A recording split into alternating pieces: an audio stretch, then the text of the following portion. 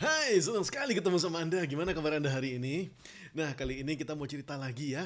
Kita mau cerita tentang bagaimana cara menentukan bisnis. Karena di video sebelumnya kita kan sudah cerita, kita sudah membahas tentang bagaimana bisnis itu mesti berubah gitu ya. Jadi kemarin kita bahas bahwa ada 3 elemen penting, yaitu ada produknya, delivery systemnya, sama servisnya gitu kan ya. Nah, dan kita juga mesti menentukan bagaimana caranya produk ini harus diubah atau delivery sistemnya yang harus diubah gitu ya. Kalau misalnya produknya harus diubah, patokannya apa? Terus saya harus cari produk apa gitu lah. Nah, jadi untuk menjawab pertanyaan-pertanyaan seperti itu, hari ini saya buatin video tentang bagaimana cara menentukan bisnis, apa produk yang mau kita buat. Kalau misalnya sekarang harus mengubah bisnis, sudah terlambat atau enggak sih gitu ya. Kalau misalnya mau ngubah bisnis tuh harus mengubah bisnis menjadi bisnis yang seperti apa. Nah gitu, inilah yang mau kita bahas hari ini, bagaimana caranya mengubah bisnis kita gitu ya. Dan ada juga yang bilang kayak gini, Pak Ronald, kalau misalnya saya sudah berumur gitu ya, misalnya saya sudah 30 atau 40 atau bahkan 50 tahun gitu ya, terlambat enggak gitu ya. Saya sendiri sih enggak merasa ada yang terlambat, karena apa yang sudah terjadi ya terjadilah gitu ya. Kita sudah enggak bisa ngomong lagi, dan COVID-19 ini benar-benar mengajarkan kita banyak, mengajarkan kita bagaimana cara kita harus berubah untuk bisa lebih baik. Bagaimana cara bisnis kita harus lebih tahan krisis. Bagaimana kita enggak boleh bergantung sama model bisnis yang tradisional, kita harus mulai sama model bisnis yang baru gitu ya. Nah, inilah kali ini kita belajar gitu. Apa sih yang kita pelajari gitu loh? Apa sih yang harus kita ubah? Apa sih yang harus kita lakukan? Kalau misalnya kita harus belajar ke bisnis digital misalnya gitu ya. Terus produknya apa? Saya harus ngapain? Nah, hari ini kita mau bahas gitu loh. Karena selain daripada umur gitu ya, kan tadi kita bahas kalau saya sudah umur 30 40 sudah telat belum enggak sih gitu.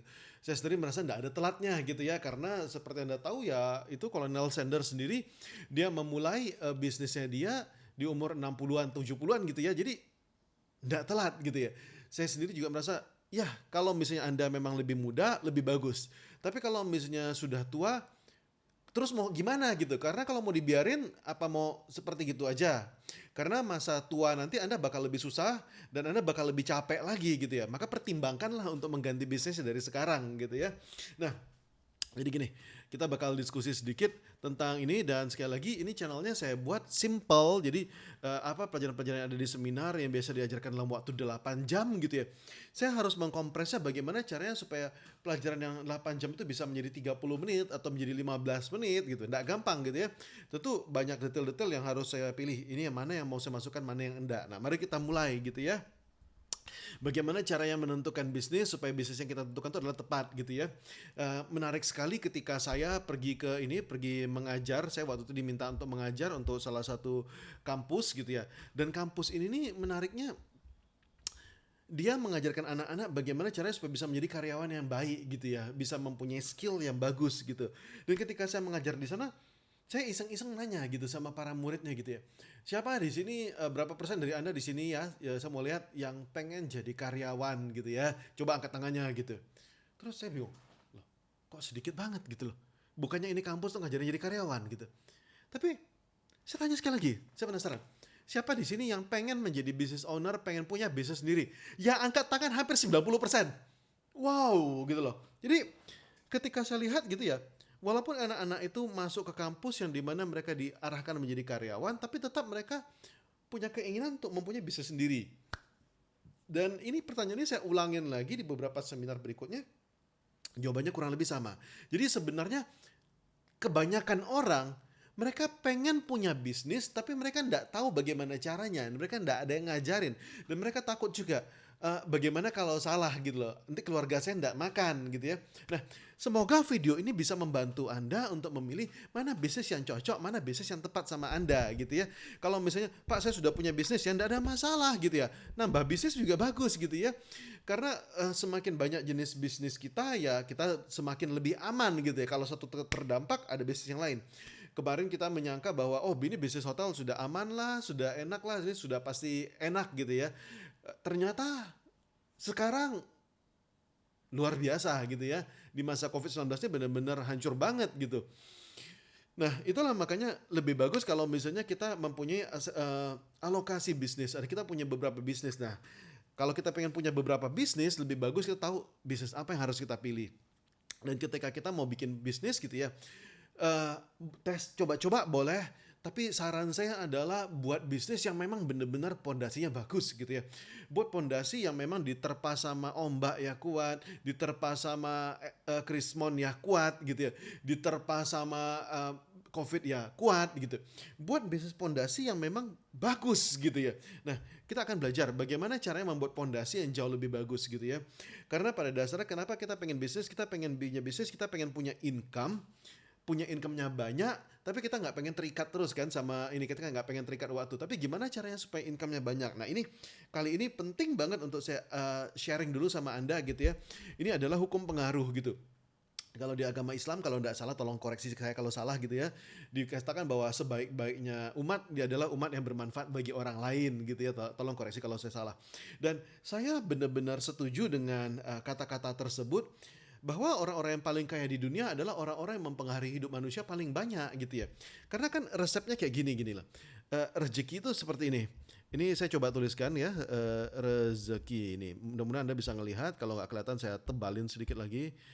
Coba saya hapus dulu biar lebih tebal ya. Rezeki, oke. Jumlah rezeki itu kan sama dengan seperti ini. Ada jumlah orang, berapa orang yang menikmati manfaat dari Anda gitu ya, dikali profitnya. Nah, berapa besar manfaatnya. Jadi gini, kalau misalnya Anda punya bisnis gitu ya, dan profit Anda cukup bagus, wah profit saya bagus nih Pak, ini bagus. Kalau Anda seperti ini, Anda bisa menjadi miliuner, oke, M saya tulis gitu ya. Kalau misalnya Anda cuma ini, Pak saya nih banyak banget, customer saya banyak banget, tapi profit saya kecil. Ya kalau gitu juga bisa jadi miliuner nggak? Bisa juga gitu ya. Tapi kalau misalnya jumlah orang yang Anda layani banyak dan profitnya juga besar gitu ya, maka kalau Anda dapat dua-duanya, maka Anda bisa menjadi triliuner gitu ya. Nah makanya ketika saya mengamati gitu ya para triliuner gitu, ini doa kita bersama, semoga kita semua segera masing-masing jadi triliuner. Amin, amin ya. Nah jadi ketika saya mengamati para triliuner gitu ya, bagaimana caranya mereka bisa menjadi triliuner? Karena orang yang mereka lain itu emang banyak banget, orang yang mendapatkan manfaatnya emang banyak banget, dan profitnya juga banyak gitu ya.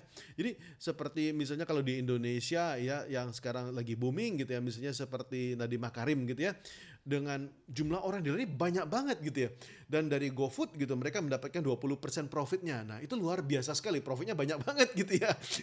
Setiap kali orang order 20%, 20%, 20% dari jumlah orang sedemikian banyak, wajar kalau jadi triliuner gitu ya. Kalau kita melihat triliuner yang lain misalnya seperti yang paling kaya di dunia gitu ya, seperti Bill Gates misalnya ya, yang pakai Microsoft tuh berapa banyak orangnya, dan setiap kali dapat ya profitnya luar biasa gitu ya. Atau misalnya seperti Steve Jobs, mendiang Steve Jobs gitu ya, jumlah orangnya juga banyak, profitnya juga besar gitu, dapat 30% dari setiap aplikasi yang dimasukin di itu, yang melakukan penjualan di App Store gitu kan, luar biasa banget. Nah jadi dengan memakai rumus ini gitu ya, mari kita menolong banyak orang. Rumusnya adalah bagaimana caranya supaya bisnis yang kita punya bisa membantu banyak orang gitu ya. Kalau misalnya bisnis kita belum membantu banyak orang, sudah pasti rezeki kita juga tidak banyak, betul kan ya? Nah ini penting banget dari awal ini saya tekankan supaya Anda benar-benar, kita semua benar-benar bisa paham, oh ya saya harus melayani banyak gitu, lebih banyak lebih bagus gitu ya. Nah sekarang mari kita masuk ke bagaimana cara memilih bisnis gitu ya. Dua faktor utamanya apa gitu ya. Jadi gini, ada nasihat gitu ya, pilih bisnis berdasarkan passion. Passion Anda apa? Follow your passion, the money will come gitu. Apakah ini saran yang tepat? Saya terus terang tidak terlalu setuju. Kenapa begitu? Karena begini, saya punya beberapa teman gitu ya, ada yang memang beberapa sangat passionate sekali. Misalnya satu orang teman saya itu ya, dia sangat passionate membuat ukiran, lukisan gitu ya, dan medianya tuh luar biasa. Unik sekali, pertanyaan saya adalah berapa banyak orang yang mendapatkan manfaat dia, karena jumlah lukisan yang bisa dia buat sangat terbatas gitu ya, dan penikmat lukisan yang unik dari dia itu tuh juga terbatas gitu. Kalau sudah seperti itu bukan sesuatu yang dibutuhkan seseorang, tapi sesuatu yang diinginkan seseorang gitu ya. Sifatnya ya kalau punya rezeki lebih ya saya beli lukisannya gitu, dan ini sudah pasti tidak gampang gitu ya. Jadi kalau misalnya dia bilang, wah saya passion di sini, saya passion di sini gitu, pertimbangkan lagi lah, karena passion itu bisa ganti kok gitu loh. Jadi passion itu kan adalah sesuatu yang Anda enjoy melakukannya gitu kan ya. Dan di sini kita kalau boleh ego kita letakkan dulu ke samping sebentar gitu ya. Karena kalau misalnya cuma kita yang enjoy tapi orang nggak dapat manfaatnya, apa gunanya gitu ya. Ini mohon maaf dengan bahasa saya gitu ya. Itu cuma nyeneng-nyenengin diri sendiri aja gitu ya. Nggak elok, nggak bagus gitu ya. Jauh lebih bagus kalau misalnya Anda senang, orang lain senang gitu. Kalau orang lain senang, Anda pun sudah pasti juga senang. Bener gak sih? Nah gitu loh. Jadi dua faktor utamanya, yang pertama adalah apakah Anda memenuhi kebutuhan orang gitu ya. Dan ini agak sedikit ini juga kalau Anda bilang, wah Pak ini kok dibilang jangan kejar uangnya gitu ya. Memang bukan jangan mengejar uangnya, jangan, wah Pak ada juga karena gini, ada orang yang alirannya pokoknya saya melakukan apa yang saya suka gitu ya.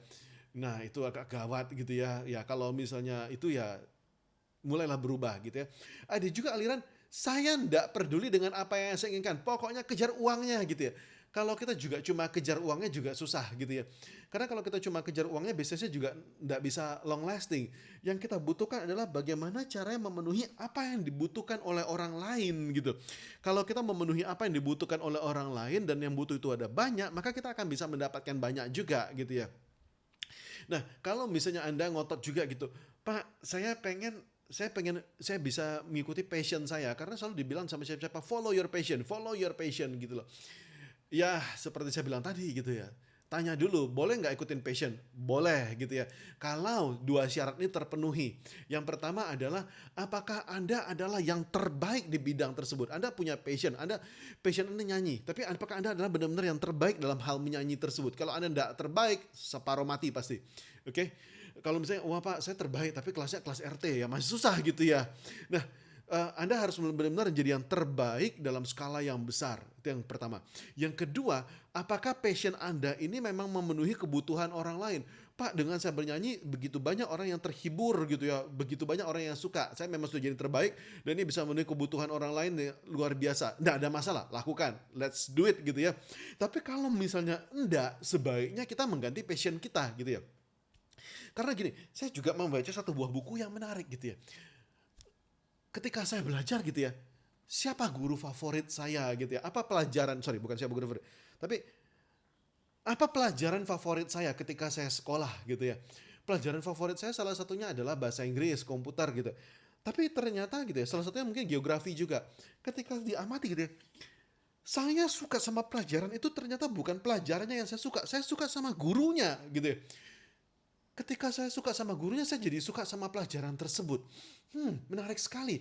Saya suka sama guru bahasa Inggris saya suka sama guru komputer saya suka juga sama guru geografi saya dan wow, ternyata itu mempengaruhi.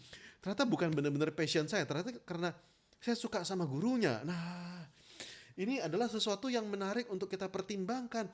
Jangan-jangan selama ini passion kita adalah karena kita feels good about it, karena ada orang yang membuat kita feels good about it gitu ya. Karena ternyata passion itu juga bisa datang ternyata seperti ini. Ternyata passion kita tuh bisa di mana aja.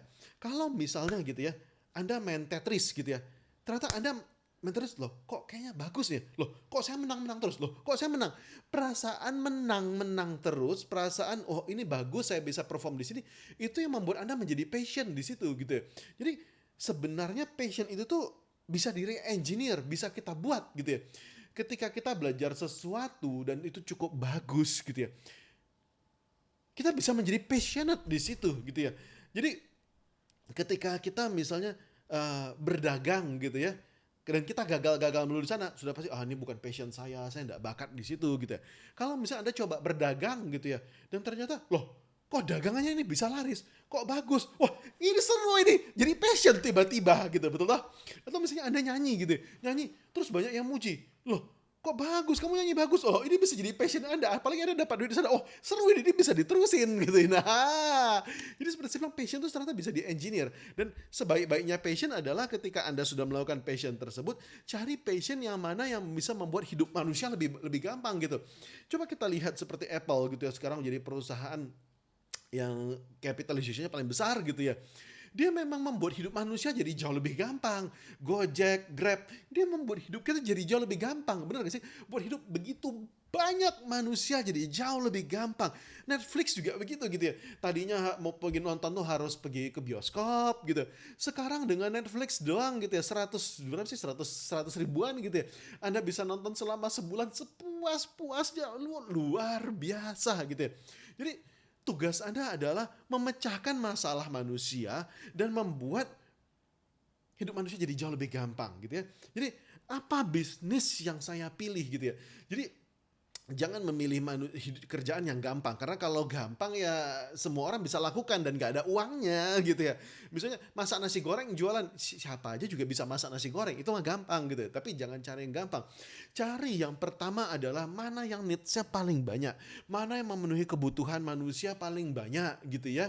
Itu paling bagus. Kalau misalnya Pak ini tidak paling banyak tapi cukup banyak, oke, gak ada masalah gitu ya. Jadi cari, kalau misalnya Anda jual makanan gitu ya, Pak saya suka jual, misalnya saya suka jual apa, pizza gitu ya. Nah pertanyaan saya adalah banyak nggak yang suka pizza gitu ya. Kalau banyak, go ahead lakukan gitu ya. Misalnya, oh Pak saya suka memasak, saya ada ide. Ini memasak misalnya masakan Mongol, ya, saya nggak tahu gitu ya. Makanannya pedas banget, luar biasa, saya pernah coba. Tapi kalau nggak banyak orang yang tahu, nggak banyak peminatnya, ya so what gitu ya. Percuma aja. Jadi kalau misalnya Anda cari masakan mana yang banyak kebutuhannya, mana yang banyak orang suka. Jadi misalnya masak, salah satu yang paling banyak di Indonesia tuh ya kalau nggak nasi ya mie gitu ya. Dan masakan yang paling ini nih ayam. Ayam tuh paling banyak peminatnya gitu ya. Ya nggak ada masalah, Anda join aja ke sana gitu ya. Jadi cari makanan mana yang paling banyak peminatnya gitu ya. Misalnya dia bilang, wah Pak, saya ingin bikin ketoprak gitu ya. Masalahnya adalah ketoprak banyak nggak peminatnya gitu ya. Itu membantu banyak manusia nggak? Kalau nggak jangan gitu ya. Jadi urutan pertamanya adalah banyak ndak peminatnya. Yang kedua bisa profitable ndak. Yang ketiga baru gampang gitu ya. Nah ini saya tulisin ya. Yang satu gitu ya. Peminatnya. Wah peminatnya banyak atau ndak. Nah ini penting gitu ya. Peminatnya banyak atau enggak. Yang butuh tuh banyak atau enggak gitu ya. Nah, yang memerlukan Anda tuh banyak atau enggak. Tuh, peminatnya banyak atau enggak, yang butuh banyak atau enggak. Yang kedua, baru yang profitable gitu ya. Apapun yang Anda lakukan ya masih profitable. Kalau enggak ya enggak bisa gitu, enggak bisa hidup. Yang ketiga, baru yang gampang. Nah, jangan cari yang gampang. Ini bahkan saking gampangnya ini mohon maaf ini saya coret seret gitu ya. Jangan cari yang gampang gitu ya. Cari yang butuh banyak, yang peminatnya banyak. Anda memenuhi kebutuhan orang banyak, cari yang profitable dan itu yang Anda lakukan gitu ya. Jangan terbalik. Oke? Okay? Nah, kalau misalnya sudah langkah yang kedua gitu ya. Tadi langkah kita yang pertama ini ya. Kan tadi kita bilang ya dua faktor utama adalah berapa banyak yang butuh, yang kedua adalah standarisasi gitu ya. Nah, ini tadi sudah kita bahas. Yang kedua yang pengen saya bahas adalah standarisasi gitu ya. Apapun yang mau Anda buat, jangan pikirkan bahwa oh ya saya bisa jual ini di rumah saya doang gitu ya. Boleh nggak gitu? Boleh. Tapi pikirkan bagaimana caranya supaya ini bisa banyak cabangnya di mana-mana. Gimana caranya supaya ini bisa berkembang gitu ya. Pikirkan, semuanya harus distandarisasi. Kenapa seperti itu? Karena begini. Karena kalau misalnya bisnis itu cuma Anda doang yang bisa melakukannya, maka pasti sedikit doang yang bisa Anda dapatkan gitu ya. Kan tadi kita sudah bahas bahwa bagaimana caranya supaya jumlah orangnya makin banyak gitu ya. Bukan cuma profit doang, tapi jumlah orangnya juga banyak. Anda mikir bagaimana caranya supaya bisnis bisa dijalankan oleh siapa saja gitu. Karena setiap bisnis tuh ada polanya. Apapun yang Anda lakukan tuh ada polanya gitu ya. Kalau misalnya nih Anda memutuskan bahwa oh saya mau buat bisnis yaitu ayam goreng gitu ya. Boleh nggak? Boleh. Karena ayam goreng peminatnya masih sangat amat banyak sekali gitu ya. Dari tua sampai muda semua suka ayam goreng gitu ya. Nah, Anda mau buat bisnis ayam goreng. Anda kan ketika Anda memulai bisnis tersebut kan seperti ini nih. Polanya kan seperti ini. Kan bisnis tersebut adalah IPO. Input, proses, output. Itu input, P itu proses, output gitu ya. Inputnya adalah bagaimana cara Anda acquire bahannya. Misalnya cara Anda belanja. Oke. Ini adalah cara Anda belanja. Yang ini adalah bagaimana cara Anda memasak. Betul toh? Yang ini adalah bagaimana cara Anda menjualnya atau menyerahkannya sama customer gitu toh.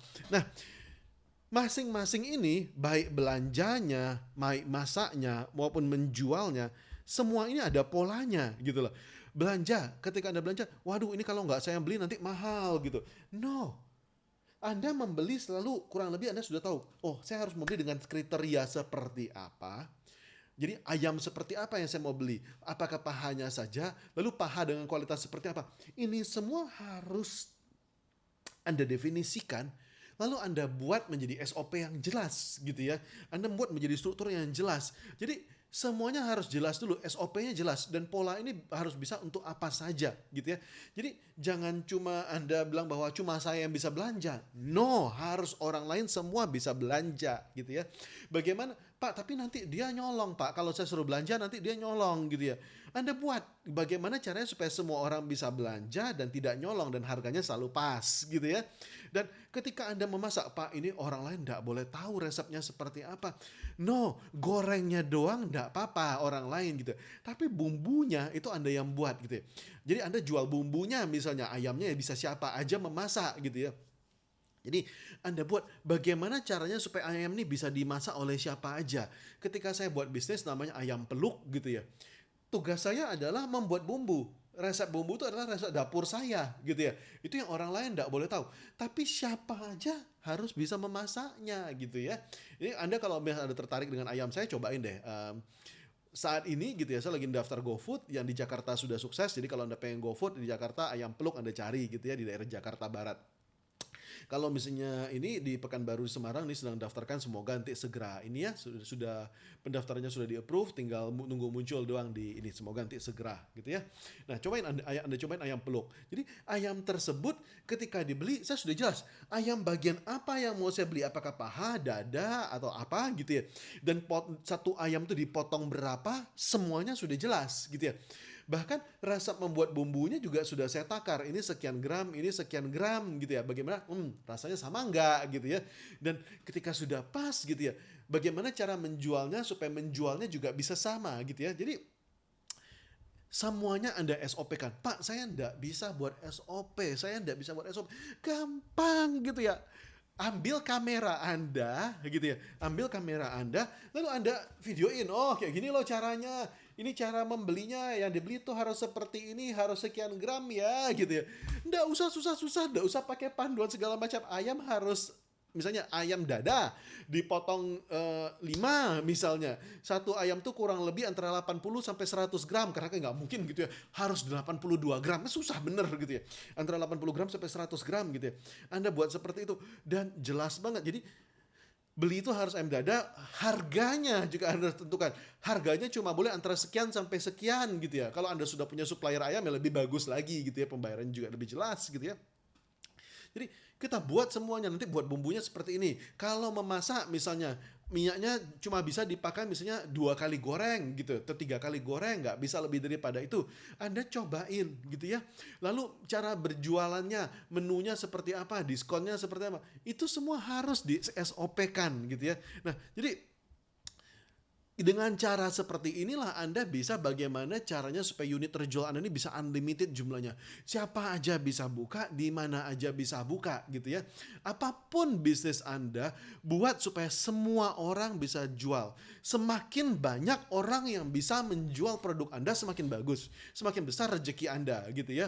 Profitnya juga kalau bisa naik ya bagus gitu ya. Anda bikin bagaimana caranya supaya semua orang bisa profitable gitu ya.